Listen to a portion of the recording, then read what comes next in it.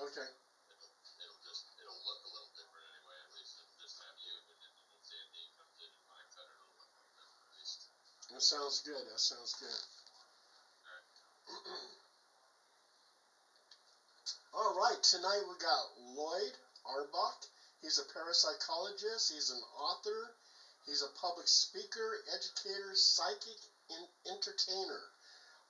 He's got a lot of books out, but one of his books that he has out is a paranormal case book, and I'm going to talk about that a little bit later.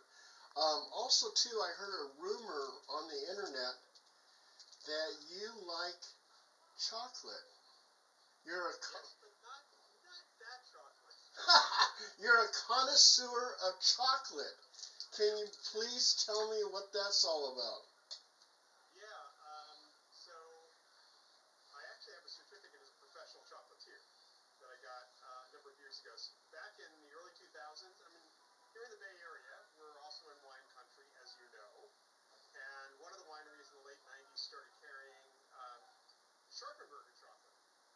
Scharpenberger was, in some respects, they were the very first American artisan chocolate makers in Berkeley here.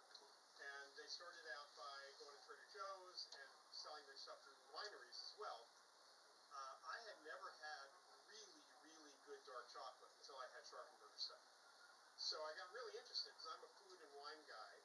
And over time, between the late 90s and early 2000s, I started really reading up on chocolate, how it's made, where it's from, all that stuff, trying a lot of different things. We actually had a store in San Francisco called Fog City News, which no longer exists, unfortunately, right on Market Street, that carried over 250 bars of chocolate. And I got to be, over time, I got to be a member of their Centenary Club, which meant I had tried 100 different chocolate bars, and then I got up to 200 at one point. Wow. During that time, I was talking to my publisher, the first publisher of a paranormal casebook, in fact. I was visiting her in Dallas, and we had met at a ghost conference up in Seattle and started talking about chocolate up there, or whatever. I don't even remember why we started talking about that, but I think because she had a friend who was a chocolate maker in Seattle, and she thought that we would go out to the store. When I was visiting her, I picked up a whole bunch of really good chocolate bars that I knew were good. I gave her a little kind of a chocolate tasting, like a wine tasting, and she said that I should write a book about how I became this chocolate guy. So originally, I was going to write a book. I actually interviewed a number of major chocolate makers in person and also, over the phone in a couple of instances, and got to know the process. And one of them, Joseph Schmidt, who was originally in San Francisco, he suggested that I take a course in how to make chocolate if I'm going to write this book. So I did. I got a certificate, started making chocolate. The problem with the book was that my publisher decided she was going to sell the business. And I hadn't gotten to the point where I finished the book or even got close to finishing it. I was still working on the interviews and such. And she and the new person who was owning, who bought the place, not only didn't want to continue publishing a paranormal case book, they were going to focus on Texas-only books, but didn't want to do a chocolate book. And I shopped it around a little bit, didn't go anywhere, so I put it aside. In the meantime, between 2005, 4 or 5, and today, I started doing guided chocolate tastings for people. Wow. So for businesses, I've done them at a lot of law firms. I've done them for events, parties. I've even done them at a couple of ghost hunting events. In fact, I did just taking, kind of getting out what I know about really good chocolate and introducing people to some of the best chocolate out there. I've also made and sold chocolate for a while, but after I was held off on that. I wasn't really able to go into full production. That's retirement. When I retire from my current position, the work that I do, I will probably, not parapsychology, but I'll probably open a chocolate shop. Wow, that's pretty cool, Lloyd. Yeah. So people know to ask me, what's good chocolate. I have favorites that kind of shift quite a bit, and a favorite place to order from. The best chocolate I ever had was when I went to Belgium. Belgium makes, yeah, there's good chocolate makers in Belgium. Oh yeah. Absolutely. They tend to add a little more cocoa butter back into the chocolate than a lot of other places, which is why it seems so smooth. It's not quite as, taste is quite as dark as some other chocolates might with the same percentage of cocoa or cacao in it. But I personally, I've had some Belgian, I'm not a big fan of Godiva, but I am a fan of I've had some other Belgian chocolates that are also good. We have great chocolate makers in the United States. There's great ones in all sorts of places around the world. So Oh yeah. it's been a lot of fun kind of tasting. And probably have right here in my office, my home office, I probably have 6 bars, different kinds of bars. But you don't go for this kind of chocolate, huh? Hershey doesn't have enough chocolate. Hershey bars do not have enough chocolate in the bar. Oh, okay. So if you really, the typical Hershey's milk chocolate has maybe 15% cocoa in it. The rest is milk and sugar. I'm sorry, that's not a chocolate bar. That's a candy bar. Oh my God. Lloyd, how many books do you have out there? I have technically 10 books, 9 of which are paranormal related. I've co-authored a couple of them. The 10th book is actually a book on self-publishing that I co-authored with a elderly mystery writer. He is now 99 years old and still working on things. And in fact, I highly recommend his mystery novels. His name is Richard L. Wren, W-R-E-N. They're all available on Amazon. And I have 2 paranormal mystery novels that I've co-authored with Rich Hozek and Arnold Rudnick. They're somewhat based on my cases. Can you tell me about the book, A Paranormal Casebook? That sounds real interesting because you've written about all these different cases that you've been on for so many years. Yeah, the book is actually a compilation of a number of my cases. It's certainly not all my. I've technically done hundreds of cases over the years, but there are unique cases. I found that what's in that book are some of the more unique cases, or the cases that have, I guess you'd say, more activity or more oomph to them. There's actually a couple cases in there that have normal explanations, although they're unusual normal explanations.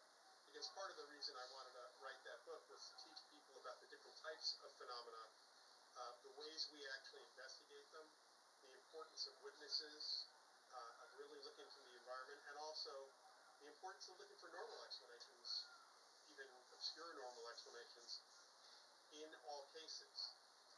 That book has the longest write-up of the USS Hornet case that I started doing back in 1999. It's all the early stuff that people never knew about because myself through an Oakland Tribune reporter by the name of Angela Hill, we kind of broke the story that the Hornet was haunted. So that was kind of to promote that, help promote the ship.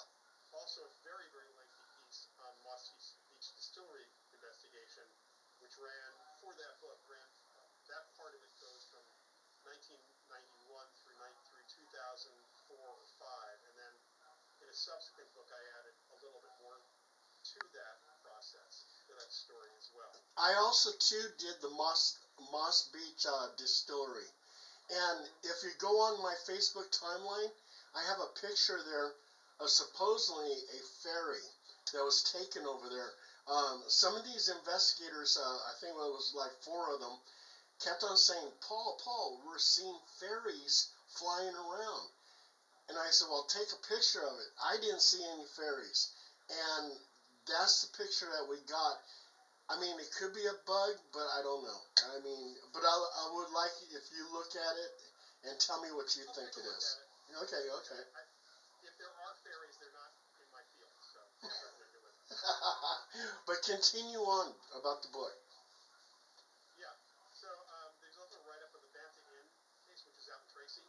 That was a really physically active case, although kind of slowed down in the late 1990s. But that was a really interesting case we had. And then I have a lot of residential cases that are in there. Some apparition haunting case. There's poltergeist cases in there. There are, like I said, a couple cases that have normal explanations. about the book when I put it out again last year. I changed the subtitle. The subtitle now is Cases from a Parapsychologist, first 25 or so years. But I'll be writing a second volume later this year because there are a bunch more. As I was redoing that book, I realized I got a lot more I can write about. There is a section at the very beginning of the book which is sort of an FAQ about the phenomena, about what are ghosts and such. I actually just put that up as the FAQ on my new website, which was launched last month, which is just simply lloydauerbach.com. So that's there. And in the back of the book, I have a resources list which is up to date through last year. So parapsychology resources people can find online, journals they might, or publications they might want to go through, the credible ones, the really credible ones. And also kind of a self-interview, because people always ask me how'd you get into this, and a whole bunch of other questions. So that's all in there too, as well. Oh, that's pretty good. Zandine, it looks like you wanted to ask something. Hi, Zandine. Hey, how you doing, Lloyd? Man, it's so good to have you back because I hope you know, since the last time you were on, every guest that we've had, if it comes up something about paranormal and they get to talking about ghost boxes or equipment, I'm like, So we had the expert on our show, and what he says about ghost boxes and X amount, they're like, oh, everybody still wants to hold on to some of those things, and that's okay. But ever since I had you on, things haven't been the same, man. So what I like to do before the show is over, if I could get like your top 5 pieces of equipment, that people, think they depend on, but you really found opposite research on them. And then your explanation of EMF again, when you said that sometimes it's residuals of humans rather than the dead person. If you see an apparition, it's something else. Yeah, I mean, I'm trying to think. There's the equipment that really is questionable for us in terms of what the results are. Any of the spirit boxes and ghost boxes, as I think I talked about last time. The question is how they actually work.